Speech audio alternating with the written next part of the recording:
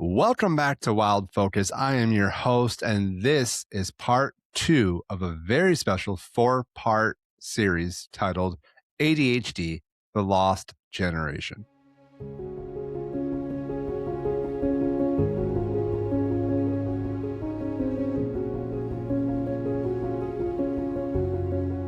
All right, so last week we unlocked that 1990s time capsule. We looked at that broken diagnostic system, the crushing cultural stigma, and the chaotic trapper keeper destroying habits of growing up with undiagnosed ADHD. We talked about the damn mask, the exhausting full-time theater production that we ran on pure adrenaline, shame, and panic. Many of us dragged ourselves across that high school graduation stage thinking that the hardest part was over. We thought, once I get out of high school and into the real world, I'll finally get my act together. But the real world did not fix us. It broke that damn mask. So today we're going to talk about the exact moment the adrenaline ran out, the devastating burnout epidemic that followed, and the medical gaslighting that left an entire generation taking the wrong damn medication for decades. Now, to understand the adult wall, you have to understand how we survived childhood. As kids in the 80s and 90s, our undiagnosed ADHD was contained by this invisible scaffolding. You had parents telling you when to wake up. You had a school bell that told you when to change classes, and you had teachers that checked your homework every single day. Your entire day was structured by external forces. Even if your brain was this chaotic storm, the tracks were already laid out for you. You just had to stay on them. But then we grew up, we moved out, and we got our first apartment, or we went to college. And then suddenly that scaffolding just vanished. Nobody's waking you up.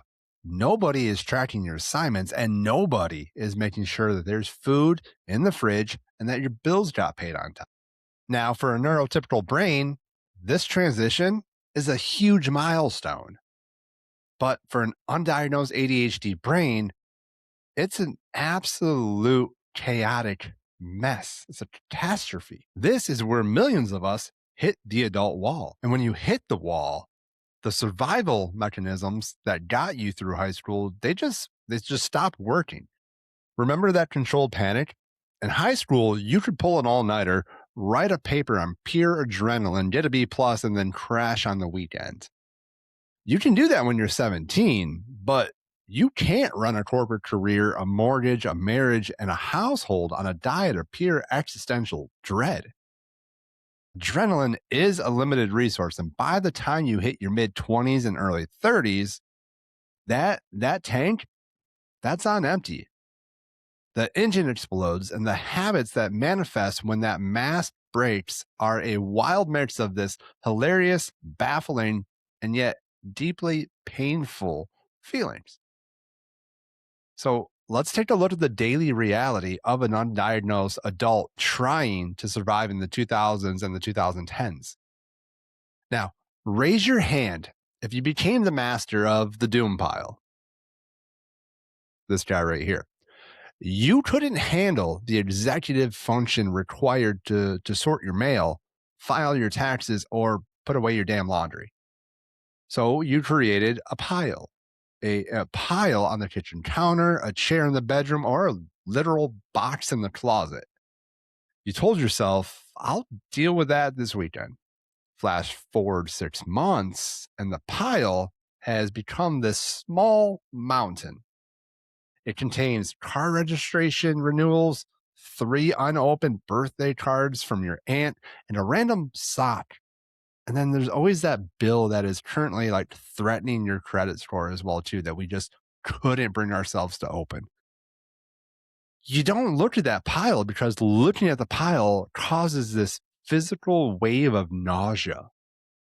Now, think about how you manage money. The undiagnosed adult budget is this chaotic roller coaster. You go from hyperfixating on a new hobby, spending $400 on fancy watercolor supplies or this premium gym membership, only to forget that it exists 3 weeks later. Meanwhile, you get hit with late fees on the electricity bill, not because you don't have the money, but because the email notification that hit your inbox, your brain did not register it and immediately wiped it out of your working memory like some sort of weird etch a sketch. Let's talk about the domestic paralysis. What I mean by that is you walk into your kitchen, it's a mess. There are dishes in the sink, trash is full, and the counters desperately need to be wiped down. Now, a neurotypical brain sees these as three small tasks. An ADHD brain sees this as an insurmountable, crushing mountain of data. You stand in the doorway, completely paralyzed, unable to decide whether to grab a sponge or a trash bag. And then your brain just short circuits. So, what do? You turn around, walk right into the living room, and then you sit on your couch and stare at your phone for 3 hours while your heart pounds with guilt. You're not relaxing. You're trapped in this executive dysfunction prison. Now, when you're living in that executive dysfunction prison, you aren't living in a vacuum. Your partner, your spouse, your roommates, they're trapped in that thing with you. And this is where the adult wall slams into relationships with the force of a damn freight train. When the invisible scaffolding of childhood disappears, the undiagnosed ADHD adult inadvertently turns their romantic partner into their scaffolding. And that is a recipe for disaster. Think about how this actually plays out on a random Tuesday night. All right. Your partner asks you to pick up milk on the way home. You generally love them. You want to make them happy, but your working memory has a retention span of about 4 seconds. You walk through the front door empty handed. To your partner, it looks like a choice. It looks like you didn't care enough to remember. They say, if I mattered to you, then you would have remembered. But inside your head, the shame spiral ignites, and it ignites with a fury. Because how do you explain to someone you love that you forgot they existed for a crucial 20-minute window? How do you explain that your brain literally just cleared the cache? This breeds this devastating dynamic known as the parent-child dynamic, because you are drowning under the adult wall, dropping balls, losing keys, and missing appointments. Your partner slowly steps into the role of the manager. They become the nag. They start tracking your life because you can't. They aren't doing this to be mean, but they're doing it out of survival because the bills have to be paid. But it completely erodes the romance. You stop feeling like equals. You feel like a disappointed parent and a defensive, defiant child. That's what that back and forth starts to feel like. You start hiding the mail. You hide the broken items you forgot to fix. You lie about the small things, not because you're malicious, but because you're terrified of that person being disappointed. You're terrified of seeing that look of profound disappointment in their eyes yet again.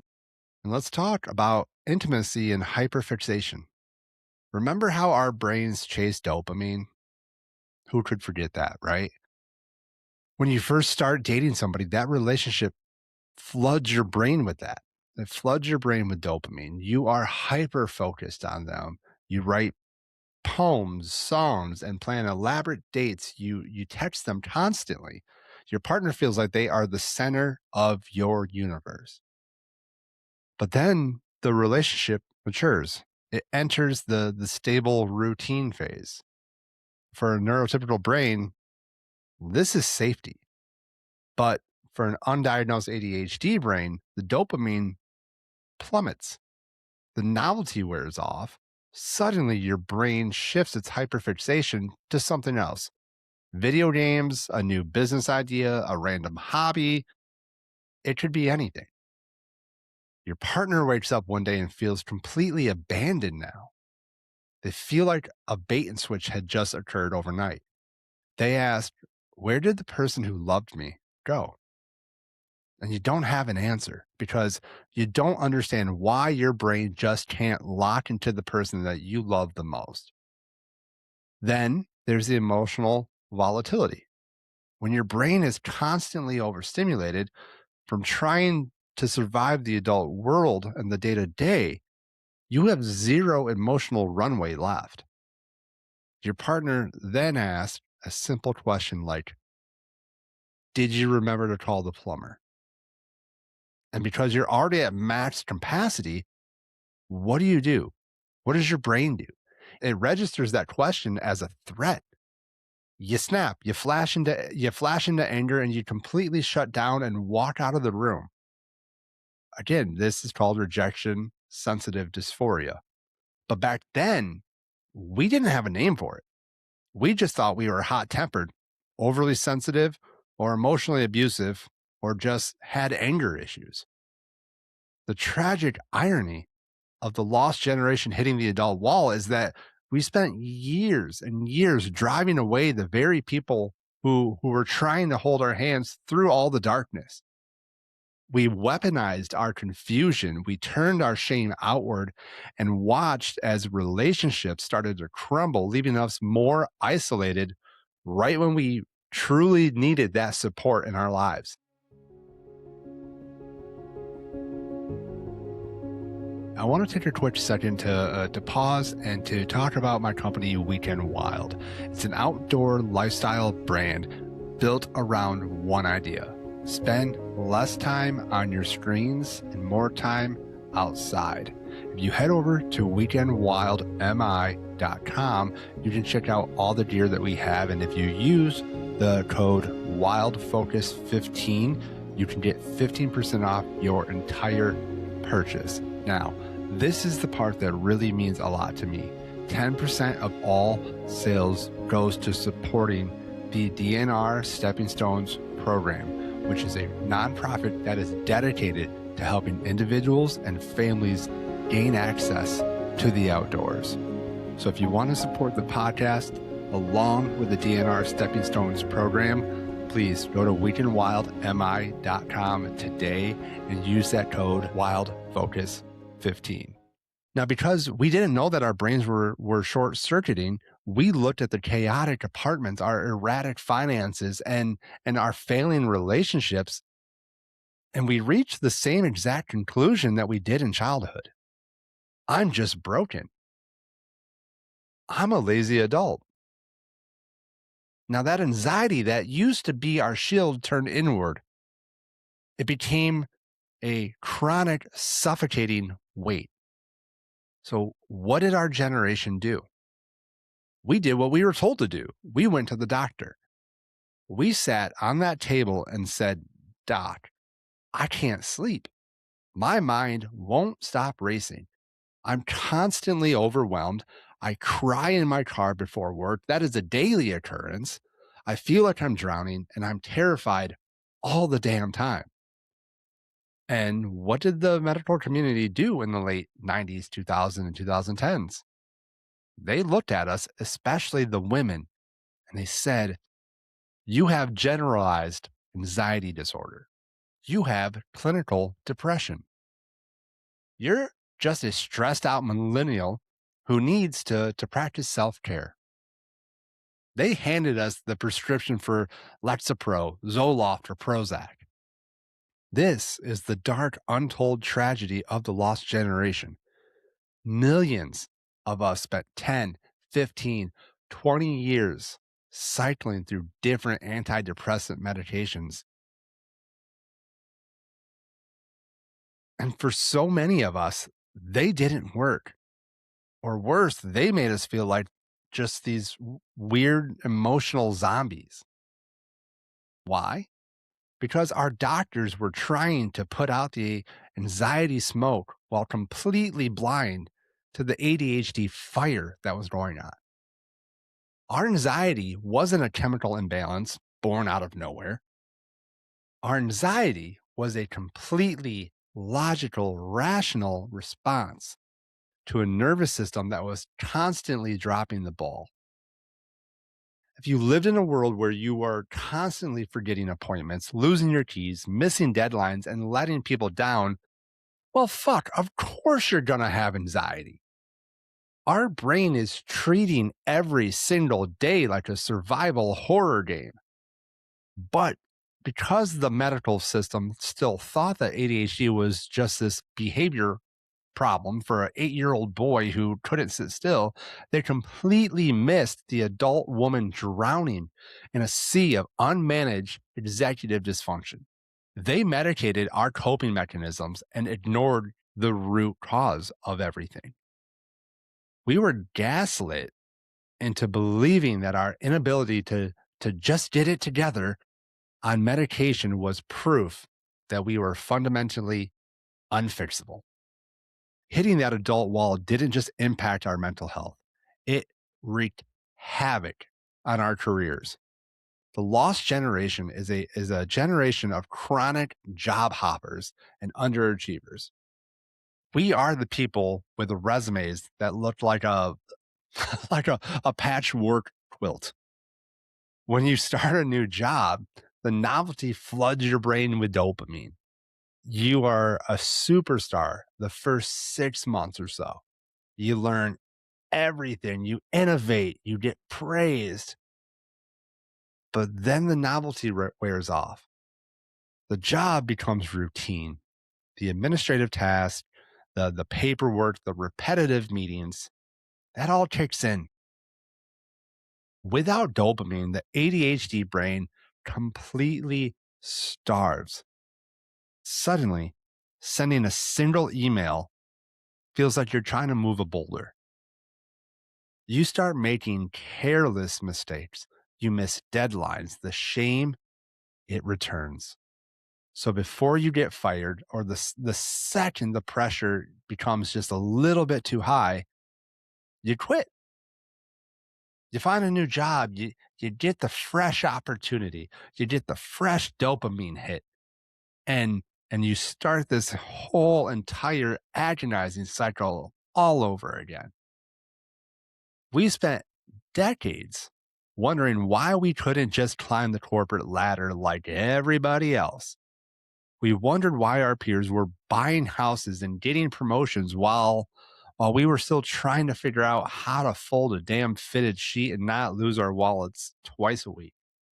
We survived the 90s trap, but we spent our 20s and our 30s paying the price in a world that wasn't built for us, armed with medications that did not fix us. The story doesn't end at the wall because eventually the internet happened, social media happened, adults started talking to other adults, and this massive global realization began to ripple through our generation. That is where we're going to go next week. In episode 3, we're going to talk about the Great Awakening. We're talking about the algorithm driven light bulb moment. What happens when a 35-year-old watches a 30-second video online and realizes their entire life's trauma can be explained by a neurodevelopmental condition? We'll dive into the relief, we'll dive into the grief, and we'll dive into the profound anger of finally getting diagnosed as an adult. Now, if this episode spoke to you, if you have a doom pile in your house right now, or if you took Zoloft for 10 years wondering why you were still overwhelmed, do me a favor. Share this episode. Let someone else from our generation know they're not lazy and they're definitely not broken. And if you haven't yet, please subscribe to this podcast wherever you're listening. Give it a review, drop a comment. Don't forget to follow the show and myself on all social media. I appreciate you all for listening. We'll see you next week for part 3. This is Wild Focus.